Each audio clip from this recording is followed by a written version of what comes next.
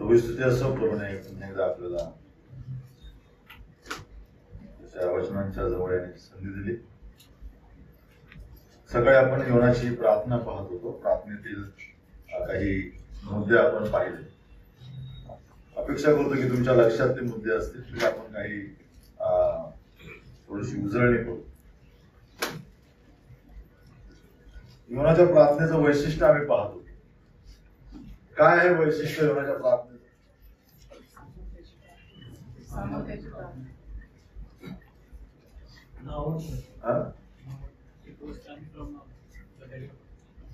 मत्स्याच्या पोटातून केलेली ती प्रार्थना आहे. आणि दुसरं वैशिष्ट्य म्हणजे अतिशय प्रतिकूल परिस्थितीमध्ये केलेली ती प्रार्थना आहे. अस्थिर जागा आहे, अंधकार आहे, दुर्गंधी आहे, अव्यवस्था आहे, आणि अशा परिस्थितीमध्ये योना प्रार्थना करायला आम्हाला शिकवतो. दुसरी गोष्ट आम्ही त्या ठिकाणी पाहिली की प्रतिकूल परिस्थितीमध्ये जसा योना प्रार्थना करायला शिकला, तर आणखी एक गोष्ट आम्ही शिकलो की आमच्या जीवनात येणारी ही प्रतिकूल परिस्थिती काळाकरता आहे, काही समयाकरता आहे, ती कायम राहणारी नाही. काही दिवस आहेत, तिचा उद्देश पूर्ण झाला आमच्या जीवनात की निघून जाते. त्यानंतर एक अनुभव योनाला त्या जीवनातून दिला किंवा आम्हाला देखील त्यातून मिळाला की समस्या ह्या आमच्याकरता आम्हाला तयार करण्याकरता असतात. जर आमच्या जीवनात प्रभूची मोठी योजना आहे तर मोठ्या समस्या, मोठ्या अपयशांना आम्हाला तोंड द्यावं लागणार आहे. तिसरी गोष्ट आम्ही पाहिली की योना काय शिकला प्रार्थनेतून. 3 मुद्दे आपण पाहिले होते. काय शिकला? योनाने स्मरण केलं, धावा केला आणि त्याने करार केला देवाबरोबर, है ना, की मी तुझे आभार प्रदर्शन करेन. आम्ही एक गोष्ट शिकलो की देवाची ओळख या प्रतिकूल परिस्थितीमध्ये जवळून होते. इस्रायलचं उदाहरण आम्ही पाहिलं. 400 वर्ष इस्रायल जे शिकले नाही ते 40 वर्षात अरण्याच्या प्रवासामध्ये शिकले. 3 गोष्टी पाहिल्या आम्ही त्या संदर्भात. देवाच्या ओळखीबाबत इस्रायल काय शिकले अरण्यामध्ये?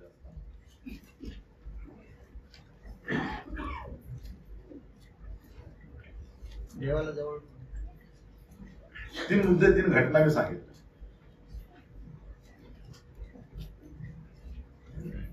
अग्निस्तंभ, मेघस्तंभ, मार्गदर्शन. नंतर देवाची गर्जना, मेघगर्जना पाहिली, देव जोडून किंवा सामर्थ्याने बोलतो. तिसरी गोष्ट आम्ही मानना पाहिला, पुरवठा आम्हाला आमच्या जीवनात देवतो. समस्येबाबत काही उदाहरणं पाहिल्या. हगारीचं हन्नीचं उदाहरण पाहिलं. सारा आणि हगारचं पण उदाहरण तेच आहे. सारा जाच करत नाही हगारीचा, तर हगारीला कळलं नसतं की माझा देव ऐकणारा देव आहे. तिच्या इस्माईलचं नाव ठेवते इस्माईल, याचा अर्थ परमेश्वर ऐकणारा. तर परमेश्वर प्रत्येक व्यक्तीला अनुग्रह देतो जे त्याच्यावरती विसंबून राहतात. म्हणजे हगार असो ती हन्ना असो. दुसरा मुद्दा आपण प्रार्थनेच्या संदर्भात पाहणार आहोत. वचन 2 मध्ये आम्ही पाहतो, अध्याय 2 आणि त्याचं 3 आणि 2 मध्ये. दुसरा अध्याय तो म्हणाला, मी आपल्या संकटात परमेश्वराचा धावा केला तेव्हा त्याने माझे ऐकले. म्हणजे योना आम्हाला या ठिकाणी अतिशय चांगला स्वभाव देवाचा देतो. पण कोणाचं ऐकलंय देवाने? योनाचं ऐकलं. पण योनाच्या चारित्र्याविषयी आम्ही पहिल्या अध्यायामध्ये पाहिलं. कसा आहे योना? पळणार म्हणजे फरार संदेष्टा, अजून बंडखोर संदेष्टा. म्हणजे ज्या देवाचं नाव इस्रायल लोक आदराने घेतात त्या देवाचा शब्द पालन करण्याकरता तयार नसणारा हा योना. आणि तरी देखील ज्यावेळेस योना देवाकडे अतिशय नम्र अंतःकरणाने येतो, योना एक महत्वाची गोष्ट येतो की देव ऐकणारा. तुम्हाला आणि मला चांगली गोष्ट शिकवते. योनाचा देव म्हणजे योनाला समजलेला जो देव आहे तो अतिशय कनवाळू देव आहे. म्हणजे योनासारख्या बंडखोर व्यक्तीचं देखील कान देऊन ऐकणारा परमेश्वर आहे. आम्हाला कदाचित कधीतरी असा संशय येऊ शकतो की माझ्या या सर्व जीवनशैलीमध्ये देव माझं ऐकेल का? परंतु हा पुरावा आहे. जर योनाचं परमेश्वर ऐकायला तयार आहे, जर निनवेचं तारण करण्याकरता देव उत्सुक आहे, तर नक्कीच माझं देखील ऐकण्याकरता देव तयार आहे. आणि म्हणून हा परिच्छेद किंवा हा ही घटना आम्हाला प्रोत्साहन देते की आमचं पाप, आमच्या अपयशांना आणि आमच्या सर्व प्रकारच्या अडचणींना, प्रतिकूलतांना, की आम्ही आमच्या जवळ न ठेवता देवाजवळ मोकळं करणं आवश्यक आहे. अनेकदा विश्वासणारे प्रभूजवळ मोकळे होत नाही. आम्ही जवळच्या लोकांपुढे अनेकदा मोकळे होतो, आम्ही आमच्या प्रियजनांना सांगतो, परंतु अनेक गोष्टी आम्ही प्रभूला सांगत नाही. त्या माहीत नसतात असं नाही, प्रभूला माहित आहे त्या गोष्टी, परंतु प्रभूची अपेक्षा आहे की आम्ही त्या गोष्टींना प्रभू समोर ठेवावं, सांगावं.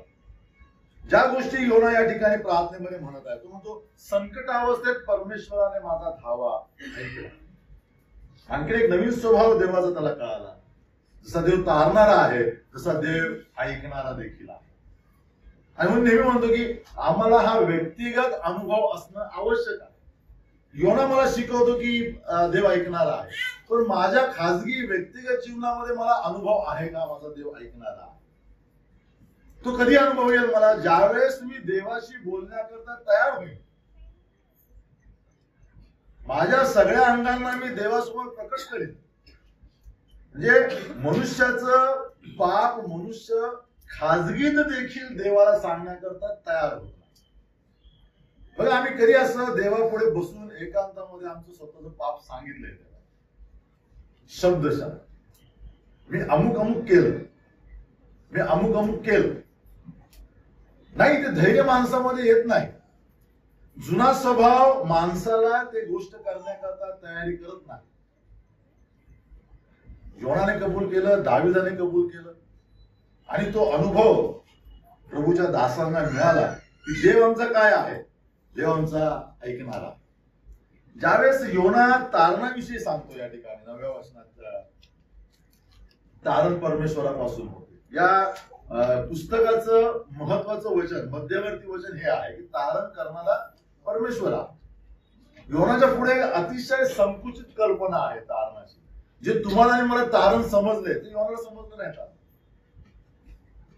जुन्या करातील सगळ्या संतांचं जे तारण आहे त्याच्यापेक्षा आजच्या विश्वासणाऱ्यांना समजलेलं तारण खूप व्यापक आहे. त्यांच्याकरता तारण म्हणजे काय आहे? पश्चाताप केल्यानंतर देवाने त्यांना क्षमा केलेली आहे, त्याच्याकरता होमार्पण केलेलं आहे, पापार्पण केलेलं आहे, विशिष्ट प्रकारच्या प्राण्याचं अर्पण केलंय, त्याचं रक्त सांगतो. म्हणून दावीद त्याच्या स्तोत्रामध्ये असं म्हणतो की ज्यांच्या पापांची क्षमा झाली आहे आणि ज्यांचे पाप झाकले गेले आहेत, पांघरून घातलेले आहेत, ते धन्य. म्हणजे देवाच्या मनाप्रमाणे चालणाऱ्या दाविदाला देखील तारणाची अतिशय संकुचित कल्पना. तो कोणाला धन्य म्हणतो? ज्याचे पाप झाकले गेलेत, पांघरून घातलेला. आज आम्ही रविवारी प्रभूच्या वारी आराधना करायला येतो.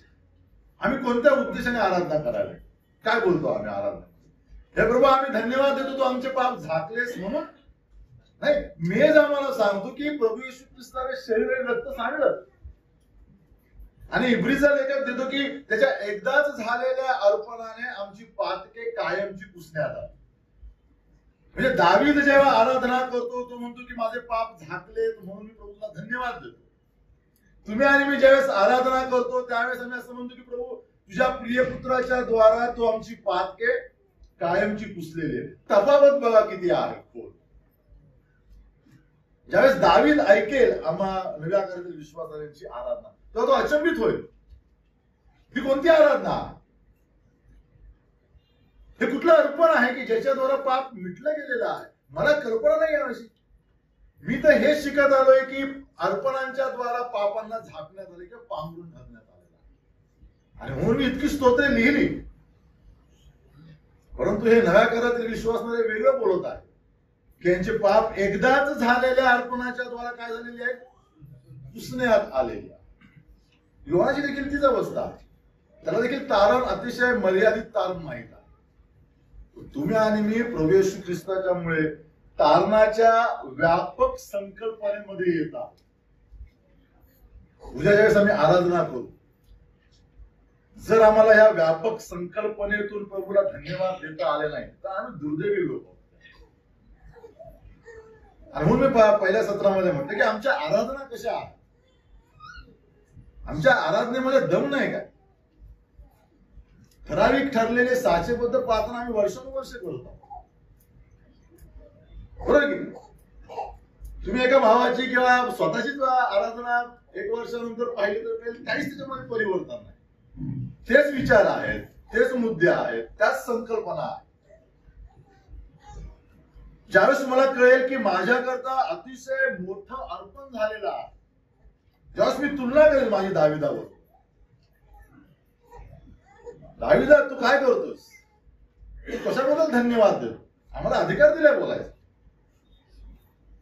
दाविदाच्या वंशातला अंकुर आमचा प्रभू आहे, त्याला माहित नाही दाविदा तुझे पाप झाकले होते म्हणून तू आक्रोश केला, स्तोत्र लिहिलीस. आमची पापे पुसली गेलेली आहेत एकाच अर्पणाने, तरी देखील आमच्या आराधनेमध्ये प्राण नाही, जीव नाही. दावीद उठून न्याय करेल आमचा. अरे भावांनो बहिणी, जो माझ्याकरता हा नमुना असता तुम्ही काय केलं असतं प्रभूला. माझी पाप झाकलीत या आनंदाने मी स्तोत्रे लिहिली. मी देवाच्या मनाप्रमाणे चाललो. तुमची पापे कायमची पुसली गेली, तुम्ही काही केलं नाही प्रभू. तुम्ही शब्द अर्पण करू शकले नाहीत आराधनेमध्ये. किती मोठा ठपका दावीद तुमच्या आणि माझ्यावरती लावू शकतो. इतकी मोठी उपलब्धी प्रभूने प्रभू येशू ख्रिस्ताच्या अर्पणाच्या द्वारा आम्हाला दिलेली आहे. योहान 3:16 त्यांना माहितच नाही, यांना फक्त अर्पणच माहिती आहे. तुम्हाला मला काय माहिती आहे, आम्हाला पुत्राचं अर्पण माहित आहे. काय फरक आहे बघा नॉलेज ज्ञानामध्ये, प्रकटीकरणामध्ये. प्रभू येशू ख्रिस्ताच्या नंतर जे प्रकटीकरण तुम्हाला आणि मला मिळालं, त्या प्रकटीकरणापासून अनभिज्ञ आहे ते जुन्या काळातील सगळे. किती आवेशाने आणि किती गंभीरपणे आमची आराधना आणि आमची सेवा आणि आमचं जीवन असलं पाहिजे. आम्ही उन्हे पडलो कडे या सगळ्या गोष्टी. एक दिवस उठतील आणि आमचा न्याय करतील, आमच्यावरती बोट उचलतील. तुमची पापे पुसली गेली, परंतु तुम्ही हा तयार झाला माशाच्या पोटामध्ये. मी करार करेन तुझ्या बरोबर, कारण तारण तुझ्यापासून आहे. मर्यादित तारण माहित असणारा योना म्हणतो मी करार करेन. केलाय का आम्ही कधी परमेश्वराबरोबर देवाबरोबर करार. माझ्या जीवनाची ही अंगे मी तुला समर्पित करीन, माझं जीवन या प्रकारे मी तुला समर्पित करीन.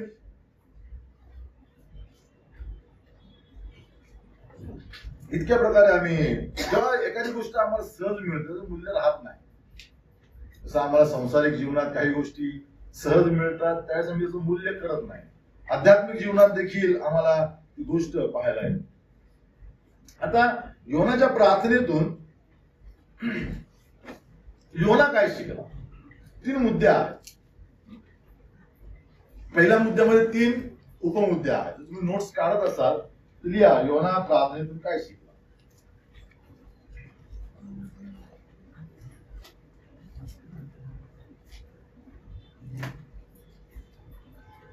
योना क्या सीखा उसकी प्रार्थना.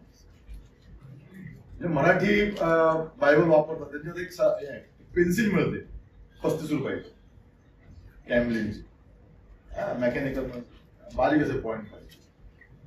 ती जर घेतली ना तरी बायबल मध्येच आम्हाला नोंद करता येते त्या ठिकाणी बारीक अक्षरात. ज्यावेळेस तुम्ही तो अध्याय वाचला त्यावेळेस वही कुठेतरी गेलेली असते, शोधायची गरज नाही. तिथल्या तिथे तुमचा काय रेडी रेफरन्स होऊ शकतो. तिथे पुढे जर अजून पैसे थोडे खर्च केले तर एक नवीन बायबल आलेला आहे, फुलपीट बायबल. थोडं ओझं आहे, मोठं बायबल आहे, एवढा A4 साईजचा आहे, पण अक्षर मोठी आहेत आणि स्पेस भरपूर आहे. त्या ठिकाणी तुम्ही लिहू शकता किंवा एखादं छोटं पातळ पान त्या ठिकाणी ठेवू शकता. म्हणजे हा डायऱ्या जमवायची गरज नाही. 2 दिवसाने तुमची डायरी कुठेतरी संपेल, योना सापडणार नाही. उद्या विचारा तर उद्या कळणार नाही. मी एका मंडळीत दर शुक्रवारी बायबल सहीला जातो आणि मग विचारतो गेल्या शुक्रवारी काय शिकवलं आणि सांगितलं कसं नोट्स काढायचं. लिहा ना, सूरज इनामदार शुक्रवारी 15 तारीख, 22 तारखेला फक्त 15 तारीख काढायची. 15 मिनिटं दिली तरी त्यांना सापडत नाही इनामदाराने गेल्या काय शिकवलं. एकच वही आहे ती, पण संपत नाही. तर थोडस याचा अर्थ आठवडाभर बघितलं नसतं त्या वहीकडे, मग खेचून काढलेले असते, त्याला बुरशी लागलेली असते झाडाची, मग घेऊन म्हणजे इतका आमचा निष्काळजीपणा आहे देवाच्या वचनावर. तर तसं करू शकता तुम्हाला जर वचन शिकायचं किंवा वाचायचं. आता ज्यावेळेस मी योनाचा पुस्तकाचा अभ्यास करत होतो, काही गोष्टी मला कळल्या. योना काय शिकला, त्यातून मी देखील त्याच्या प्रार्थनेतून काही शिकलो. हे मुद्दे मी शिकलेले मुद्दे तुम्हाला सांगत आहे, म्हणजे लिहू शकता आणि तुम्हाला त्याचा फायदा होऊ शकतो.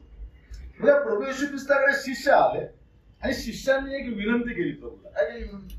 आम्हाला प्रार्थना शिकवा. बरं, त्याच वेळेस त्या घटनेमध्ये किंवा त्या आजूबाजूच्या दिवसांमध्ये प्रभूने पाण्याचा द्राक्षारस केला होता. पुढे जाऊन आंधळ्यांना डोळे दिले, चमत्कार केले. परंतु आम्ही वाचत नाही की पेत्र, योहान, याकूब किंवा इतर शिष्य म्हणाले आम्हाला पण शिकव पाण्याचा द्राक्षारस का, किंवा आम्हाला पण शिकव प्रभू काय शब्द बोलायचे म्हणजे याचा रोग बरा होईल, ते चालू लागतील, आंधळे बघू लागतील वगैरे. आम्ही वाचत नाही त्याप्रमाणे.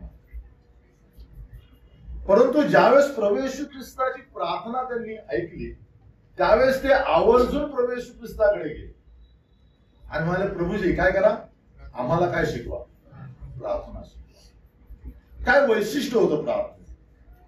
त्यांच्या समोर याजकाची प्रार्थना होती, त्यांच्या समोर योहानाच्या शिष्यांची प्रार्थना होती, पुरुषांची प्रार्थना होती. लहानपणापासून त्यांनी प्रार्थना ऐकलेला. मग त्यांनी प्रभूची प्रार्थना ऐकण्याचा प्रयत्न केला. प्रभू वारंवार उठून प्रार्थना करायला जात असते त्यांच्यातून, रात्री, मध्यरात्री, पहाटे, दुपारी. त्यांनी पाहिलं किंवा हा काय बोलतो आपण पाहूया थोडस, आणि म्हणून कदाचित थोड्या अंतरावर त्यांनी प्रार्थना ऐकली असतात.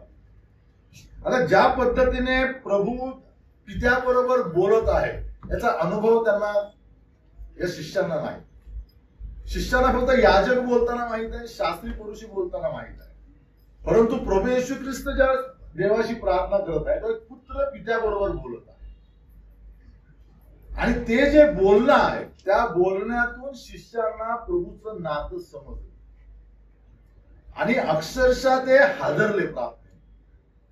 आणि म्हणून बोले प्रभूजी आम्हाला हे शिकवा. प्रभूच्या प्रार्थनेमध्ये ते रहस्य आणि ते सामर्थ्य, कशा प्रकारे प्रभू पित्याबरोबर बोलत आहे याचं आश्चर्य वाटलं त्यांना. आणि मग ते बोलतात की प्रभूजी आम्हाला काय करा, प्रार्थना शिकवा. या ठिकाणी योनाच्या प्रार्थनेतून आम्हाला काही गोष्टी पाहायला मिळतात. ज्यावेळेस प्रभू आम्हाला प्रार्थना शिकवण्याकरता तयार होतो किंवा आम्ही स्वतः जाऊ ना प्रार्थनेकरता, त्यावेळेस प्रभू आम्हाला क्लासरूम मध्ये प्रार्थना शिकवणार. प्रार्थनेचे वेगवेगळे पैलू आहेत ते आमच्या जीवनामध्ये येऊ लागते. समस्या येतील, आजारपण येतील, अडचणी येतील, आणि मग अशा सगळ्या परिस्थितीमध्ये प्रभू आमची प्रार्थना विकसित करत जाईल, डेव्हलप करत जाईल. एसी हॉलमध्ये बसून प्रार्थना डेव्हलप होत नाही. प्रार्थना करू शकता की प्रभू मला काय करा, शिकव प्रार्थना. मग प्रभू याच्या बाहेरच्या जीवनामध्ये आमच्या जीवनात काही गोष्टी करायला आरंभ होतो. आणि अनेकांचं धैर्य होत नाही की प्रभू मला प्रार्थना शिकवा. कदाचित वादळ येऊ शकते, कदाचित समस्या येऊ शकते, कदाचित अप्रिय परिस्थिती येऊ शकते. परंतु या सगळ्या परिस्थितींमध्ये प्रभू आमची काळजी घेणार आहे हा जर विश्वास असेल तर विश्वासणारे प्रभू बरोबर प्रार्थना शिकू शकतो. प्रभूची प्रार्थना त्यांना करता येऊ शकेल प्रभूच्या सामर्थ्याने. आता पहिल्या मुद्द्यामध्ये प्रभू तीन गोष्टी आम्हाला शिकवतो. पहिली गोष्ट की योनाच्या प्रार्थनेतून तुमच्या आणि माझ्यासमोर दुसरं वचन, चौथं वचन, 7वं आणि 9वं वचन, ही जर वचन आपण वाचली तर आम्हाला कळतं की योनाच्या जीवनामध्ये पश्चातापाचा आरंभ झालेला. तो स्पष्टपणे त्या ठिकाणी म्हणत आहे, मी पुन्हा डोळे लावेल प्रभू तुझ्या मंदिरात. तो म्हणतो माझा जीव व्याकुळ झालेला आहे आणि माझी याचना तुझ्याजवळ पोचली आहे. थोडक्यात आपल्या चुकांना मान्य करून योना प्रार्थना करत आहे. प्रार्थनेतील सगळ्यात महत्वाचा घटक आहे प्रार्थनेमध्ये पश्चातापाचा अंश असणं आवश्यक आहे. पश्चाताप व्यक्तीचा दूषित दृष्टिकोन बदलतो. देवाबाबत, देवाच्या वचनाबाबत जो आमचा दृष्टिकोन बदललेला आहे, करप्ट झालेला आहे, तो दृष्टिकोन बदलल्याची खात्री पश्चाताप होती. आता योनाचा जो दृष्टिकोन होता निनिवे बाबतचा, देवाच्या इच्छेबाबतचा, तो माशाच्या पोटामध्ये बदललेला आहे. कशावरून कळतं आम्हाला? जी प्रार्थना सांगता की मी पुन्हा तुझ्याकडे डोळे लावेन. पश्चाताप नाही तर प्रभू आमच्या प्रार्थनेचं उत्तर लवकर देणार. हा महत्वाचा मुद्दा योना आम्हाला त्या ठिकाणी शिकवतो. पश्चातापाच्या द्वारा पुनर्वसनाची सुरुवात. पश्चाताप आणि पुनर्वसन एकाच नाण्याच्या दोन बाजू आहेत. पुनर्वसनाविषयी आम्ही पहिल्या सत्रामध्ये व्यावहारिक व्याख्या पाहिली होती, पुन्हा बांधून देणे किंवा पुन्हा तयार करणे. परंतु स्तोत्रकर्ते आम्हाला त्याचे अर्थ सांगतात. पुनर्वसन म्हणजे काय? ज्यावेळेस आम्ही पश्चाताप करतो प्रभूच्या सान्निध्यामध्ये येऊन, त्यावेळेस आमच्या जीवनामध्ये पुनर्वसनाला आरंभ होतो. बघा एक वचन वाचू आपण, स्तोत्र 83.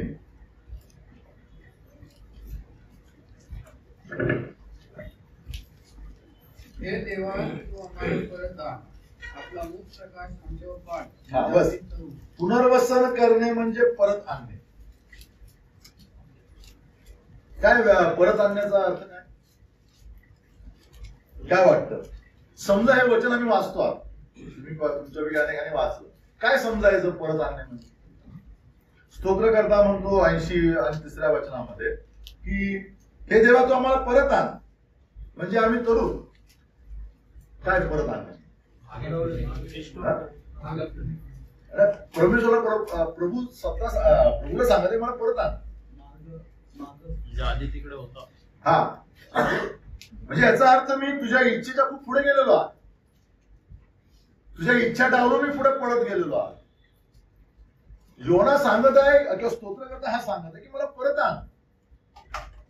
पापामुळे माझं स्थान तुझ्यापासून डळमळीत झालेला आहे आणि म्हणून तुम्हाला तुझ्या पूर्वपदावरती जिथे मी आहे, जिथे तुम्हाला पाहू इच्छितोस त्या स्थानावरती तुम्हाला पुनर्वसन.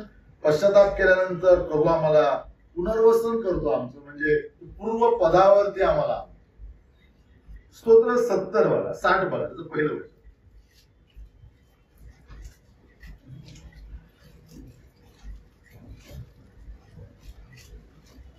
हे देवा तू आमचा त्याग केला आहे, आमची दानदान केली आहे, तू कोपायमान झाला आहेस, तू आम्हास पूर्व स्थितीवर आण. तू आम्हास पूर्व स्थितीवरती आण. पुन्हा एकदा स्तोत्र करता.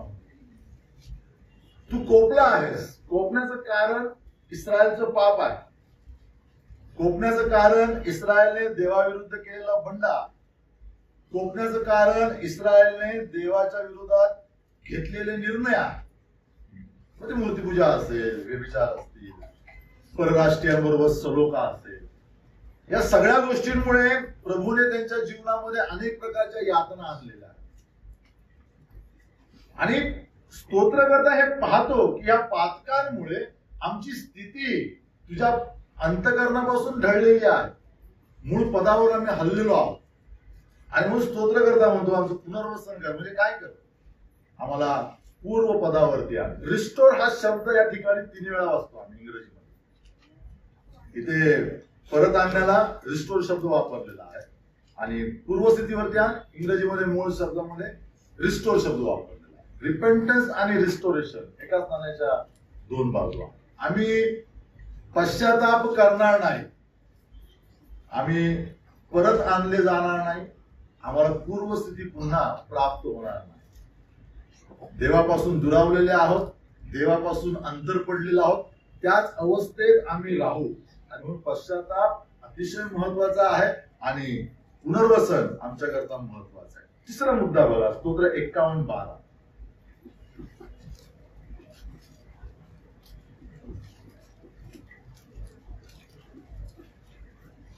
तू केलेल्या उद्धाराचा आनंद मला पुन्हा होऊ दे आणि उत्सुकतेच्या आत्म्याने मला सावरून धर. हा, पुनर्वसन करणे म्हणजे सावरून धरणे. आता सांगा सावरणे म्हणजे काय? दुसऱ्याला सावरण्यामध्ये. आवरून धरलं तो पडला.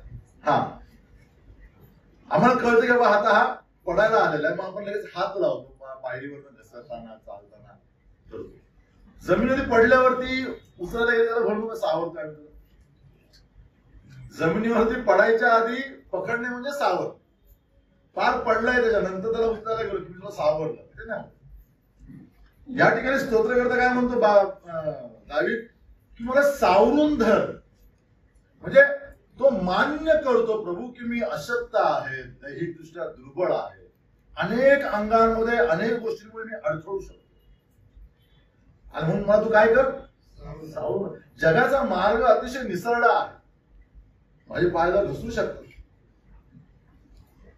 आमची जीभ घसरते अनेकदा, आमची पावलं पण घसरू शकतात. आम्ही मान्य करतो स्लिप ऑफ टंग थोडस झालं, पण आम्ही मान्य करत नाही आमची पावलं घसरली. दावीद या ठिकाणी सांगतो की प्रभू तुम्हाला सावरून धर, म्हणजे मी चालीन, कदाचित घसरण्याची शक्यता आहे, अडखळीन मी, त्यावेळेस मला तू काय कर, पडू देऊ नकोस. तर या गोष्टी पश्चातापामध्ये आमच्या समोर येतात देवाच्या वचनातून की देव आमचा सावरून धरणारा आहे, आम्हाला परत आणणारा आहे आणि आम्हाला पूर्वस्थिती देणारा. दुसरा मुद्दा आम्ही योनाच्या प्रार्थनेतून शिकतो. योनाने पुनर्विचार केला त्याच्या सगळ्या निर्णयांचा. प्रार्थनेमध्ये पुनर्विचार असणे आवश्यक आहे, किंवा प्रार्थना आम्हाला आमच्या निर्णयांचा पुनर्विचार करायला भाग पाडतो. मला माहिती आहे तुम्हाला अनुभव आहे की नाही. अनेकदा एखाद्या विषयाकरता जसं आपण प्रार्थना करतो त्यावेळेस प्रभू प्रार्थनेमध्ये आम्हाला अनेक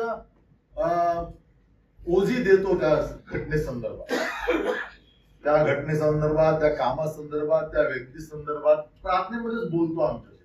प्रार्थनेमध्येच आम्हाला बारीकशी एक झलक देतो त्या गोष्टी. काय करावं, सकारात्मक जावं की नकारात्मक जावं, या सेवेबद्दल काय करावं, सकारात्मक जावं की नकारात्मक जावं. तर अनेक सेवकांचा अनुभव आहे. थोडक्यात पुनर्विचार होतो प्रार्थना करताना. आम्ही अतिशय तळमळीने एका विषयाला प्रार्थना करत असतो. पवित्र आत्म्याला ही गोष्ट माहीत आहे आणि पवित्र आत्मा प्रार्थनेच्या दरम्यान आम्हाला काही सकारात्मक गोष्टी कळवतो, एखाद्या व्यक्तीविषयी, घटनेविषयी, सेवेविषयी. चुकीचे निर्णय घ्यायला प्रभू आम्हाला पाऊल उचलायला मदत करत नाही किंवा प्रोत्साहन करत नाही. तिसरी गोष्ट, प्रार्थना आम्हाला ख्रिस्ताला प्राथमिकता देण्यास शिकवते. योना माशाच्या पोटात पडल्यावरती लगेच म्हणाला की देवाजवळ आला. आता म्हणतो की मी तुझं काय करीन, आराधना करीन, मी तुझ्या मार्गाने चालेन. सगळ्या गोष्टी तो दुसऱ्या अध्यायामध्ये बोलायला सुरुवात करतो. आधी त्याच्या जीवनामध्ये देवाच्या वचनांना, देवाच्या इच्छेला प्राथमिकता नव्हती. अनेकदा प्रतिकूल परिस्थितीमध्ये आमच्या प्राथमिकता प्रभू नीट करतो. अनेकदा आम्ही विसरतो प्रभूच्या प्राथमिकता. ज्यावेळेस समस्या येतात, आम्ही पश्चाताप करण्याचा निर्णय घेतो, त्यावेळेस आम्हाला कळतं की आमचं चुकलंय.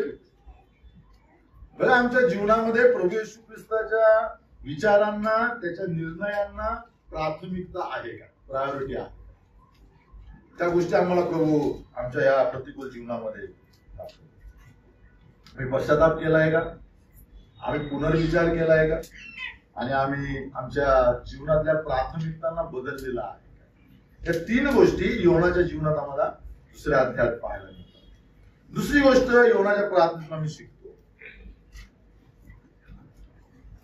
आता योनाची जी प्रार्थना आहे 1 ते 9 वचनामध्ये प्रार्थना आहे. अजून एक होमवर्क देतो. योनाने जे शब्द वापरले आहेत ते सगळे स्तोत्रांमधून वापरले, स्तोत्र म्हटले प्रार्थनेमध्ये. एकूण 8 संदर्भ आहेत स्तोत्रांमध्ये, 8 रेफरन्सेस आहेत स्तोत्रांचे. जर अभ्यास केला तुम्हाला ते मिळू शकता, आणि म्हणून ते तुमच्यावरती आहे. जर तुम्हाला शोधायचं असेल तुम्ही शोधू शकता. एक मुद्दा काय शिकवतो योना आम्हाला, की योना आपले शब्द, आपल्या भावना घेऊन परमेश्वराकडे जात नाही प्रार्थनेमध्ये. योना देवाच्या वचनांना घेऊन परमेश्वराकडे जातो की देवा तू असं म्हणलेला. 4थ्या अध्यायात 2ऱ्या वचनात तो काय म्हणतो की मला माहित आहे प्रभू तुझा स्वभाव असा आहे, तू कुठला संदर्भ उचलतो निर्गमच्या 33व्या अध्यायातला देव स्वतःही ओळख करून देतो मोशेला. तेच वचन योना तिथे उच्चार, तुम्ही प्रभू असं म्हणालेला आहेस, मला माहिती आहे तू कोपमान दयाळ करणारा आहेस, कृपाळू आहेस, हजारो पिढ्यांची क्षमा करणारा आहेस वगैरे. तर देवाच्या वचनांना घेऊन ज्यावेळेस योना प्रार्थना करतो त्यावेळेस देव आपल्या वचनांच्या विरोधात कधी वागत नाही.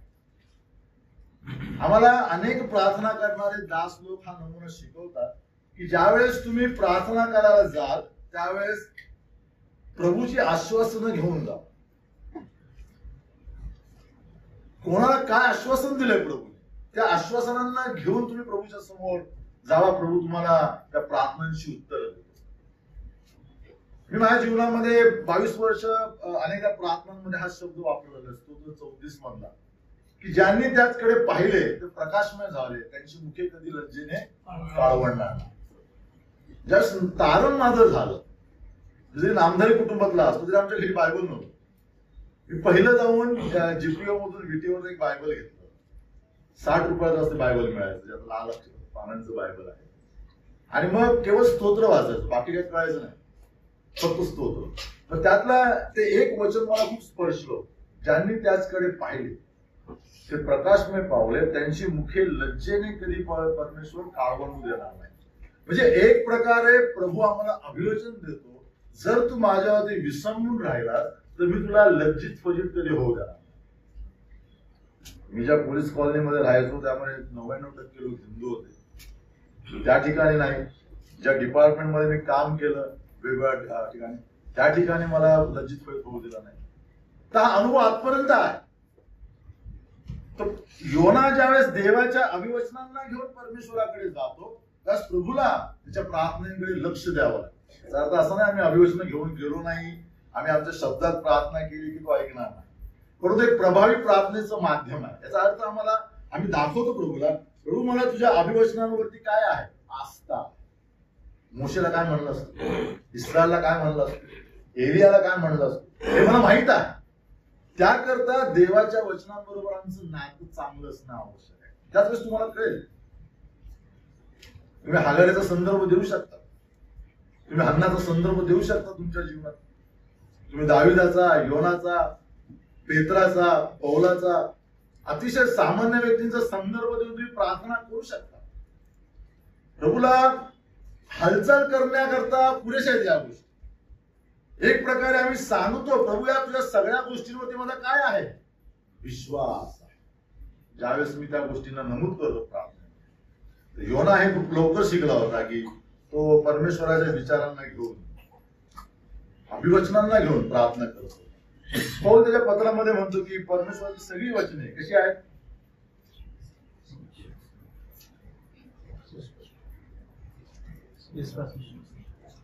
कशी आहेत. आमचं नव्या करायचं वाचन कसं आहे,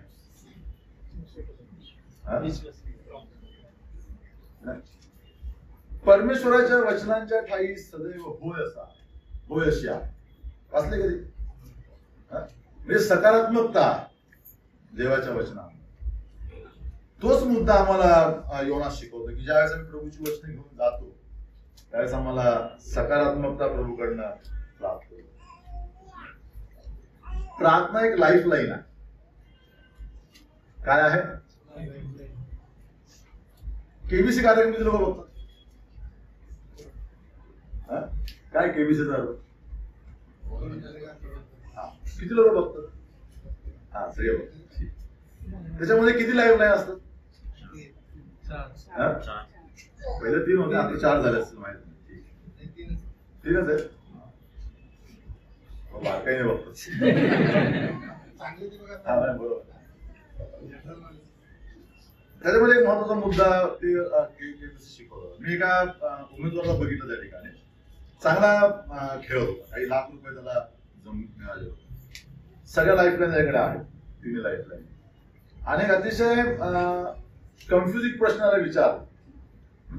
सगळ्यांना वाटलं की तो लाईफलाईन घेईल आणि काय करेल, सुटेल, म्हणजे तो पुढे जाईल अजून 1,25 लाखापर्यंत जाईल. परंतु त्या व्यक्तीने लाईफलाईन घेतली नाही. 3 लाईफलाईन. कुठल्या कुठल्या आहेत? मित्राला फोन करणे, लोकमताचं जनमत घ्यायचं आणि 50-50 या सगळ्या असताना त्याने उत्तर दिलं. त्या होस्टने 3 वेळा विचारलं, लॉक करू लॉक करू, खूप कॉन्फिडन्स होता आणि लॉक केलं होतं उत्तर आणि तो बोलला अमिताभ, सर आपके पास 3 लाइफ लाइन का ना इस्तेमाल, आप 25 लाख जीत सकते. 3 पैकी 1 फेल झाले असे दुसरे होते त्याच्याकडे, पुढे गेला असतो. अनेक विश्वासणारे ह्या स्पर्धकासारख्या त्या व्यक्तीसारखे स्वबळावरती ओव्हर कॉन्फिडन्स मध्ये आपल्या जीवनाचे निर्णय घेतात, लाईफलाईनचा वापर करतात. तुमचा विवाह बघा, वापरल्या का लाईफलाईन? तुमचा प्रेझेंट जॉब बघा, लाईफलाईन वापरतात. तुमच्या घरातील सध्याची परिस्थिती बघा, लाईफलाईन वापरतात. जे काही आम्ही करत आहोत लाईफलाईन आमच्या जीवनात आहे. प्रार्थना ही लाईफलाईन आहे. अनेक विश्वासणारे व्यक्तिगत अनुभवावरती, इतर प्रकारच्या गोष्टींवरती अवलंबून या लाईफलाईनचा वापर करत आहेत. त्याचं नुकसान त्यांना सहन करावं. तो 10,000 घेऊन गेला स्पर्धेत, फक्त 10,000. त्यालाच वाईट नाही, सगळ्यांना वाईट वाटलं जे पाहत होते. म्हणजे एक मनुष्य इथपर्यंत गेला आणि इतकी संधी असताना त्याने हे केलं नाही. प्रभूला किती वाईट वाटत असेल की माझे लोक लाईफलाईनचा वापर करत नाही. अतिशय बिकट परिस्थिती आहे विश्वासात. उपलब्ध आहे सगळ्या लाईफलाईन, आम्ही सगळ्या कधी ती वापरू शकतो. रिक्षामध्ये, बसमध्ये, तुम्ही कुठेही असा, परंतु आम्ही तिचा उपयोग करत नाही. योना आम्हाला शिकवतो देवाकडे, देवाच्या प्रार्थनेच्या लाईफलाईनचा वापर आम्हाला अधिक चांगला यश मिळवलं आमच्या जीवनात. 3री गोष्ट प्रार्थनेमध्ये योना शिकवते म्हणजे योनाचा मीपणा या ठिकाणी गेलेला. किती लोकांना मीपणा माहिती आहे? योनाच्या जीवनामधला मीपणा माशाच्या पोटामध्ये, दलदलीमध्ये गळून पडला. मीपणा याचा अर्थ स्वतःची उपासना करणारा, स्वतःच्या विचारांची उपासना करणारा, स्वतःच्या मतांची उपासना करणारा, स्वतःच्या गोष्टींची उपासना करणारा. बाकीच्या विचारांना त्याच्या लेखी काही स्थान नाही. देवाच्या विचारांना देखील त्याच्या लेखी स्थान नाही. ज्यावेळेस व्यक्ती असा वागतो त्यावेळेस तो मीपणामध्ये बुडलेला असतो. योना तसा आहे. निनवेला दंड झाला पाहिजे हे योनाचं मत आहे. देवाने घेतलेला निर्णय कसा आहे? चुकीचा आहे आणि म्हणून पळत आहे. परंतु माशाच्या पोटात पडल्यावरती योनाचा मीपणा गळून गेला. पु ल देशपांडे एकदा म्हणाले त्यांच्या पुस्तकामध्ये, किती लोकांना पु ल देशपांडे माहिती? सगळ्यांना माहिती. चांगली गोष्ट, वाईट नाही. त्यांनी त्यांच्या एका पुस्तकामध्ये लिहिली की आपला मीपणा कुटुंबातल्या लोकांना विकून बघा, बायकोला, पतीला विकून बघा, मुलांना विकून बघा. कोणी फुकट घेतोय? कोणी घेणार नाही. तुमची बायको घेणार नाही, तुमचा नवरा घेणार नाही, तुमची मुलं घेणार नाही. त्यावेळेस तुम्हाला कळेल इतकी फालतू गोष्टी मी उगाच जपून ठेवल्या माझ्याकडे. कोण म्हणताय? पु ल देशपांडे. ते आस्तिक नव्हते, नास्तिक नव्हते, देवावरती जास्त विश्वास नव्हता. एक असा मनुष्य मीपणाविषयी असं सांगतो, ज्यांच्या ठाई पवित्र आत्मा आहे, ज्यांना देवाने तारण दिलेला, ज्यांना प्रकाश दिलाय वचनांचा, ते मीपणा कवटवून बसलेले आहे. मीपणाला जपून ठेवलेला. अनेक लोक मीपणानेच मंडळीमध्ये आराधना करायला येतात. मी डॉक्टर आहे, मी मॅनेजर आहे, मी मॅजिस्ट्रेट आहे, मी हे आहे, मी ते आहे. मीपणा गळाल्याशिवाय तुम्ही प्रार्थना करू शकत नाही. मीपणा ज्याच्या ठाई आहे तो मनुष्य प्रार्थना करू शकत नाही. देवाजवळ गुडघे टेकण्याकरता मीपणा गळणं आवश्यक आहे. मीपणा जोपर्यंत गळत नाही तोपर्यंत व्यक्ती उपासना करू शकत नाही, आराधना करू शकत नाही. इतका भयंकर हा मुद्दा आहे मीपणा. जवळपास तो आम्हाला देवापासून दूर ठेवतो. आराधनेपासून, प्रार्थनेपासून करताच येत नाही मीपणा असतं की प्राप्त. प्रभू येशू ख्रिस्ताने त्याकरता वधस्तंभ दिला की आम्ही त्या वधस्तंभावरती आमचा मीपणा खेळावा आणि प्रार्थनेकरता गुडघे टेकावे, उपासनेकरता आम्ही स्वर्गाकडे पाहावं. नबुकदनेस्सरचा मीपणा गाळून टाकला प्रभूने, त्याला बैल बनव. आमचं कधी गळायला पाहिजे? काय केलं पाहिजे म्हणजे आमचा मीपणा गळेल? नबुकदनेस्सरला बैल बनवल्यावरती गळाला त्याचा मीपणा. योनाला माशाच्या पोटात टाकल्यावरती गळाला मीपणा. अनेक विश्वासणारे विनाकारण मीपणा धारण करून आहेत मंडळी. काही विचारत नाही कोणता. मंडळीच्या हॉलच्या बाहेर गेले की त्यांना रिक्षावाला थांबत नाही त्यांच्या. उगाच मीपणा घेऊन आहे बघा. सेवकांपुढे मीपणा दाखवणार, वडिलांपुढे मीपणा दाखवणार, काही नाही. कसे प्रार्थना करू शकणार एका भावाचा, एका बहिणीचा? कशी उपासना करू शकणार? योना आम्हाला शिकवतो मीपणा गळाल्याशिवाय आम्ही प्रार्थना करू शकत नाही, उपासना करू शकत नाही.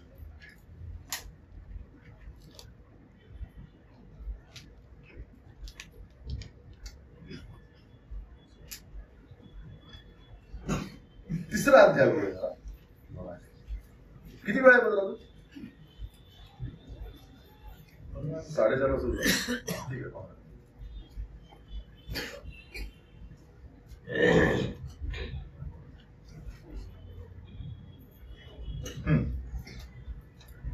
तिसरा अध्याय 2 आणि 3 वचन. उठ, त्या मोठ्या निंबी शहरात जा व मी तुला सांगेन तो संदेश त्यास आरोळी करून सांग. तेव्हा योना उठून. तिसरा अध्याय पुनर्वसनाचा अध्याय आहे. म्हणजे या ठिकाणी दुसऱ्या अध्यायातून माशाने योनाला किनाऱ्यावरती ओकला आहे आणि योनाचं पुनर्वसन झालेलं आहे. पण पुनर्वसन कसं केलेलं आहे बघा दुसऱ्या वचनामध्ये आम्हाला पाहायला. देव योनाला पुन्हा तीच आज्ञा देतो, उठ आणि पुन्हा कुठे जा? निनिवेस जा. कदाचित योनाला असं वाटलं असेल की मी पश्चाताप केला, मी सगळं काही केलं, काहीतरी वेगळी आज्ञा येईल. आमची देखील अपेक्षा तीच असते. परंतु प्रभूने त्याच्या पहिल्या आज्ञेमध्ये, पहिल्या अध्यायाच्या वचनामध्ये आणि तिसऱ्या अध्यायाच्या दुसऱ्या वचनामध्ये बिलकुल फरक केला नाही. उठ आणि निनिवे देशात जा आणि मी सांगेन ते शब्द आरोळी करून सांग. तोच पॅटर्न आहे. जिथून मी तू पतन पावलेला आहेस तिथूनच प्रभू आम्हाला पुन्हा पुनर्वसित करतो किंवा पुन्हा सावरतो. जोपर्यंत पहिल्या अध्यायामध्ये तुझा जो दृष्टिकोन माझ्याविषयीचा आहे तो जोपर्यंत बदलत नाही तोपर्यंत खऱ्या अर्थाने तुझं पुनर्वसन होत नाही. आता या ठिकाणी योना निघतो निनिवेला. बदललेलं जीवन योना दाखवतो या ठिकाणी. आमच्या जीवनामध्ये देव ह्या स्टेप्स येऊ देतो. पुन्हा तीच गोष्ट कर जिथून पतन पावलं असतं. म्हणून प्रकटीकरणामध्ये प्रभूने इफिस मंडळीला काय म्हटलं? तू कुठून पतन पावला लक्षात ठेव, आठवण ठेव. प्रभू त्या ठिकाणातूनच आमचं पुन्हा एकदा पुनर्वसन करतो. जोपर्यंत मी पहिल्या घटनेशी समरस होत नाही. योनाचं जसं आम्ही 51 स्तोत्रामध्ये पाहत होतो की आमचं कुठलंही अवज्ञा, आमचं कुठलंही पाप सरळ देवाची पाप आहे. योनाचं निनिवे बरोबर जरी वाद असला तरी योनाचं बंड देवाच्या इच्छेविरोधात आहे. आणि जोपर्यंत तो देवाच्या मनाशी समरस होत नाही तोपर्यंत खऱ्या अर्थाने त्याचं पुनर्वसन होत नाही. आता आमच्या जीवनामध्ये बघा, जोपर्यंत आम्ही देवाच्या विचारांशी, इच्छांशी समरस होत नाही, पश्चाताप केलेला आहे, परंतु मी काही गोष्टी मानायला तयार नाही आलो, पुनर्वसन नाही. अतिशय महत्वाची आणि मोठी अडचण विश्वासणाऱ्यांच्या आणि देवाच्या नात्यामधली आहे. अनेक इश्यू येतात विश्वासणाऱ्यांच्या जीवनात. विश्वासाने सहज कॅज्युअली बोलतात की मी परमेश्वराकडे प्रार्थना केली, मी क्षमा मागितलेली आहे. परंतु मूळ समस्येबरोबर जोपर्यंत मी व्यवहार करत नाही तोपर्यंत माझं पुनर्वसन होत नाही. जर या ठिकाणी प्रभूने दुसरा काही मुद्दा दिला असता, योना धावत गेला असता. परंतु पहिल्या अध्यायामध्ये जी माझी तू आज्ञा मोडलेली आहेस, पहिल्या अध्यायामध्ये जो माझ्यावर तू बंड केलेला आहेस, त्याचं काय? त्याचा पुरावा या ठिकाणी तिसऱ्या अध्यायात आम्हाला प्रभू देतो की योनाचं मन बदललंय. योना आता पुन्हा निनवेत जायला निघालेला आहे. अशा काही गोष्टी आमच्या जीवनात आहेत का? काही कालखंडामध्ये या देवाच्या विचारांना आम्ही मानत नव्हतो किंवा आमच्या जीवनातून आम्ही त्याचं बंड केलं होतं. अजूनही माझा दृष्टिकोन त्यावर तसाच आहे.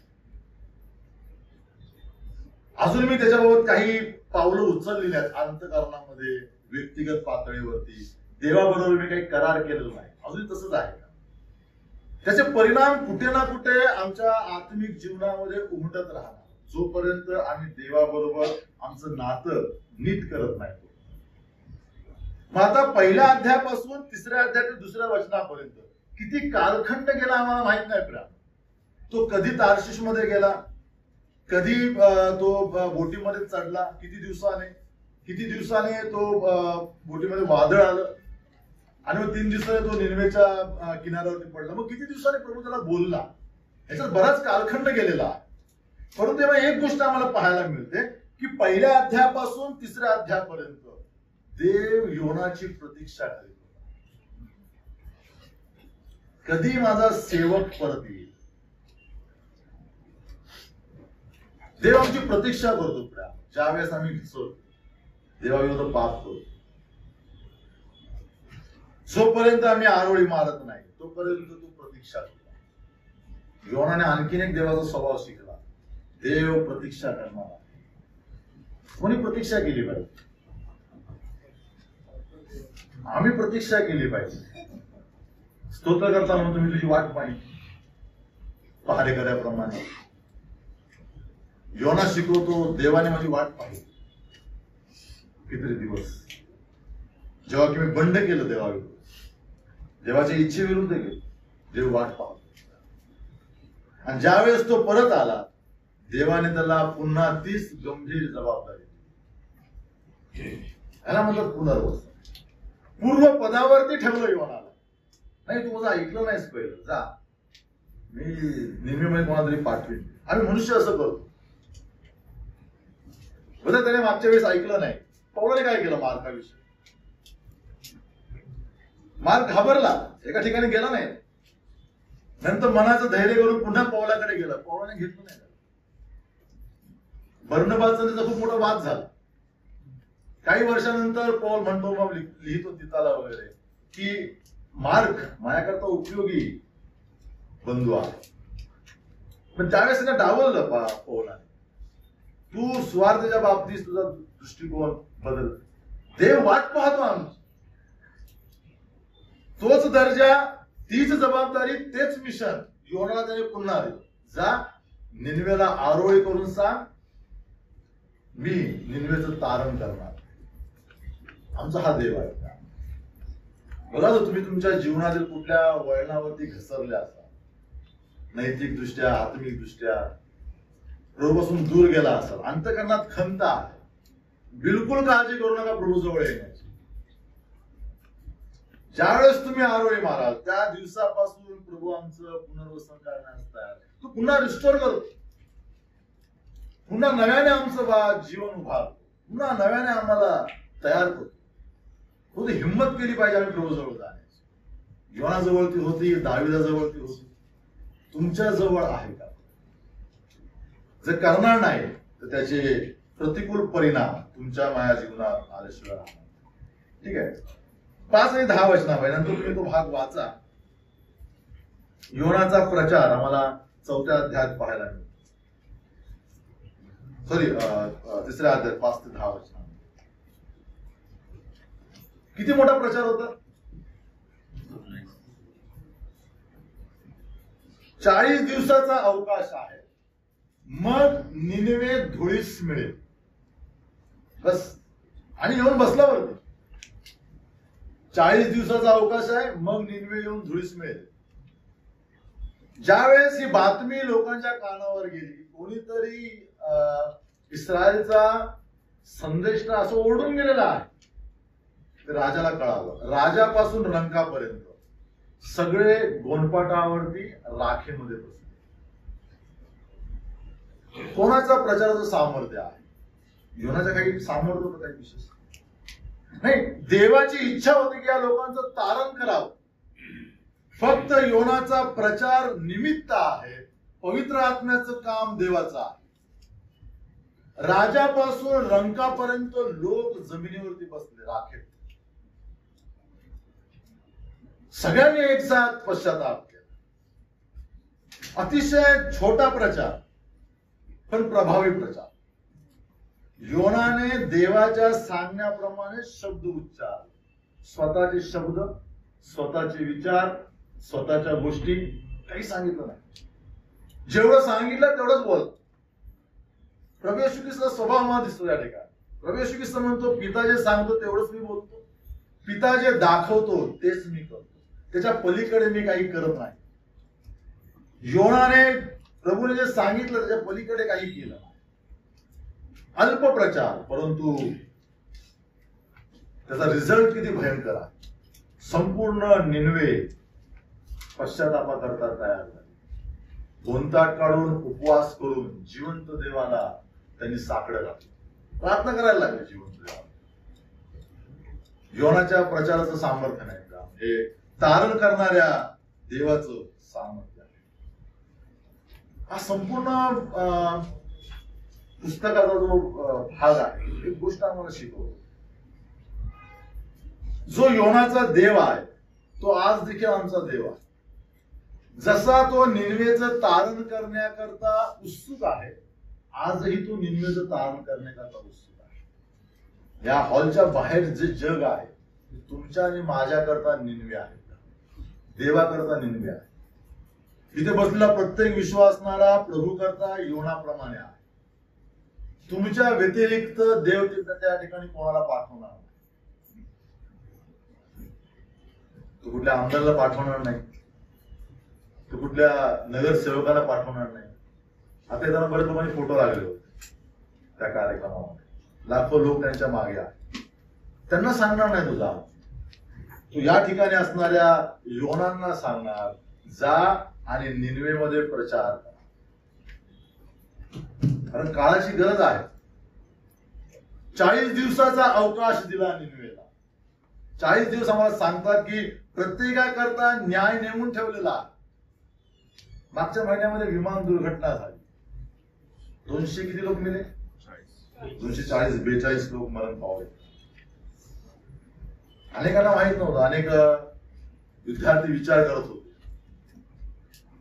4-5 महिन्याने माझं MBBS कम्प्लीट होईल, मी काय करीन, जाऊन प्रॅक्टिस करेन. आई वडील वाट बघत होते मुलांनी. विमानात बसलेल्या नागरिक लोकांना, पॅसेंजरचे नातेवाईक लंडन मध्ये वाट बघत होते. माहित नाही 10 मिनिटांमध्ये काय होईल. 240 लोक मरण. किती लोकांनी सुवार्थ ऐकली माहित नाही. त्या घटना आम्हाला सांगतात की आमचं जीवन अनिश्चित आहे. आम्हाला भेटणारा मनुष्य उद्या भेटेल माहित नाही. आणि म्हणून आम्हाला प्रत्येकाला एक जबाबदारी दिलेली आहे की प्रभू येशू ख्रिस्त तुमच्या प्रियजनांना कळवा. प्रभू येशू ख्रिस्त पापी लोकांकरता वधस्तंभावरती मरण पावला, 3ऱ्या दिवशी मरणातून पुन्हा उठला. अशा करता की प्रत्येक पापी व्यक्तीने त्याच्यावरती विश्वास ठेवावा, पापांची क्षमा करून घ्या. मग कधीही मरा, तुम्ही कसेही मरा. बायबल सांगतो तुमचा आत्मा सुरक्षित आहे. ही जबाबदारी कोणाची आहे? ते बदलत प्रत्येकाची जबाबदारी. आम्ही येतो, वचन ऐकतो, निघून जातो. आम्ही आमची जबाबदारी पूर्ण करत नाही. माझ्या जीवनात इतक्या समस्या आहेत. मी कुठे जाऊन लोकांना सुवार्थ सांगू? मी कुठे जाऊन लोकांना ख्रिस्ताविषयी करू? मी का लोकांकरता प्रार्थना करू? माझं जीवन अधिक समस्यांनी ग्रासलेलं आहे. हे सगळे स्वार्थी विचार आम्ही एक विश्वासणारे करत आले आतापर्यंत. आणि म्हणून निनवे तशीच आहे. म्हणून पहिल्या 17 मी जे बोललो, जर निनवे आहे तर देव ओरडणार. तुम्हाला ऐकायला येत नाही याचा अर्थ तुमचे कान बंद झालेले आहेत, तुमच्या हृदयावरती धूळ पडलेली आहे. एक दिवस दुसऱ्या योना येते, तुम्हाला हिशोब द्यावा लागेल, सगळ्या गोष्टींचा हिशोब द्यावा लागेल इथे बसलेल्या सगळ्यांना. म्हणजे मंडळीतल्या लोकांना, विश्वासणारे. जितके विश्वासणारे अनुग्रहाचे वाटेकरी आहेत तितकेच प्रभू येशू ख्रिस्ताच्या न्यायाचे वाटेकरी आहेत. न्यायासनासमोर प्रभू अशा काही गोष्टी बोलणार आहेत, अनंत काळ आम्हाला त्या टोचणार आहे. तुझ्याकरता मी रक्त सांडलं, पण तू तुझ्या प्रियजनांपर्यंत माझा विचार पोहोचवला नाही. आज मला माहित नाही या ठिकाणी किती लोक आहेत ज्यांनी प्रभू येशू ख्रिस्तावरती विश्वास ठेवलेला आहे आणि ज्यांना खात्री आहे त्यांच्या पातकांची क्षमा झालेली आहे. जरी खात्री नसेल प्रियानो, तर लक्षात घ्या, जी घटना विमानाच्या बाबतीत झाली ती घटना कुठेही होऊ शकते. आता प्रशांत सांगत होता, काल एक व्यक्ती त्या दहीहंडीची प्रॅक्टिस करताना पडला आणि मरण पावला. जीवन अनिश्चित आहे. ढगफुटी होते, गावच्या गाव उद्ध्वस्त होत, पाणी येतं, गावच्या गावावर बिल्डिंगच्या बिल्डिंग पडून जातात, मरतात माणसं रात्री झोपेमध्ये, उठतच नाही. जर या ठिकाणी असं कोणी असेल ज्याने अद्याप प्रभू येशू ख्रिस्तावरती विश्वास ठेवला नाही, पापांची क्षमा घेतली नाही, नरकात आहे तुम्ही. मरणार कधी मरायचे ते मरा, परंतु आतापासून तुम्ही कुठे नरकात आहे. फक्त मरायची अपेक्षा, वाट मेहनत की नरकात. जर खात्री आहे मी अद्याप पापांची क्षमा मागितली नाही, मला पाप क्षमा प्राप्त झाले नाही, आजचा दिवस आहे. प्रभू येशू ख्रिस्ताला आज तुम्ही तारणार म्हणून स्वीकारू शकता.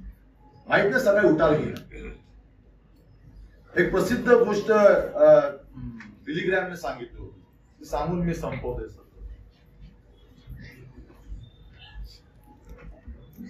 एका प्रसिद्ध सेलिब्रिटीला बाईला ते भेटले, ड्रामा करणारी होती, सिंगर होती, माहित नाही काय. सुवार्ता त्याने सांगितली तिला आणि ती म्हणाली की मला ख्रिस्ताची गरज नाही तशी पाहायला, परंतु मी विचार करेन ख्रिस्ताविषयी. आणि मग तिला डायरी लिहायची सवय होती. डायरी तिने लिहिलं की मी या अमुक दिवशी काय करेन, प्रभू येशू ख्रिस्ताविषयी निर्णय घेईन. तो दिवस आला डायरीमध्ये. पुन्हा ती म्हणाली की मी बघू अजून थोडे दिवस माझ्या जीवनामध्ये. आणि मग तिने आता फायनल दिलं की नाही, मी या 4 दिवसांनी प्रभू येशू ख्रिस्ताला काय करेन, स्वीकारेन. आणि मग ती घरामध्ये मेलेली आढळली. नातेवाईक आले, पोलीस आले, तिचे सेलिब्रिटी होती म्हणून तिच्या सगळ्या गोष्टी चेक करायला लागले, ड्रॉवर्स, कपाट वगैरे. पण डायरी भेटली. काय लिहिलं तो डायरीमध्ये, अमुक अमुक तारखेला मी प्रभूला पाहणारा म्हणून स्वीकारलं. एक दिवस आधी ते मरण पावले, एक दिवस आधी नरकात गेली. वाट बघू नका, मुलाचं लग्न होईल, नातवाचं तोंड बघीन, हे करीन ते करीन, जमीन नावावर करीन आणि मग प्रभूला स्वीकारेन. काही नाही, सगळं इथंच राहणार आहे. आणि जर ख्रिस्ताला न स्वीकारता मरण पावला तर अनंत काळ अंधकारात जाणार आहे. बायबल सांगतं तिथला किडा मरत नाही, तिथली आग कमी होत नाही, अनंत काळ जाळणार आहे. आणि म्हणून प्रभू येशू ख्रिस्त उपलब्ध आहे तोपर्यंत स्वीकारणं आवश्यक आहे. लंडन मध्ये एक पाळक होता, 92 वय झालं त्याचं, आणि त्याला एका सकाळी स्वप्न पडलं पहाटे. त्याने आपल्या बहिणीच्या नवऱ्याला फोन केला, तो पण पाळक, लवकर धावत ये, मला काही महत्वाच्या गोष्टी सांगायच्या. 92 वय आहे म्हणून तो मनुष्य देखील धावत आला आणि बसवल्या सांगितलं, बस कॉफी पी. आपण तुम्ही एवढ्या घाईत का बोलवलं? मला एक स्वप्न पडलं. काय पडलं स्वप्न? बोले मी स्वर्ग पाहिला. चांगली गोष्ट आहे ब्रदर, तुम्ही स्वर्ग पाहिला, मला घाबरवलं असतो नाही. पुढे स्वर्गामध्ये मी राजासन पाहिलं. चांगली गोष्ट आहे ना, मग चांगलंच सांगतोय तुम्ही. पुढे मी राजासनामध्ये ख्रिस्ताला बसलेलं पाहिलं. मला आणखीन चांगली गोष्ट आहे, आम्ही आयुष्य झालं आमची बघितलं नाही स्वप्न, तुम्ही ख्रिस्ताला राजासनावर बसलेलं पाहिलं. पुढे आहे की न्यायसभा भरली आहे आणि त्या न्यायसभेमध्ये दूत एका व्यक्तीला घेऊन आले, प्रभू समोर उभं केलं. तो विचारतो कोण होता, मला दिसला नाही. चेहऱ्यावरती केस होते, असे चेहरा खाली होता, खांदे पडलेले होते. मग काय झालं?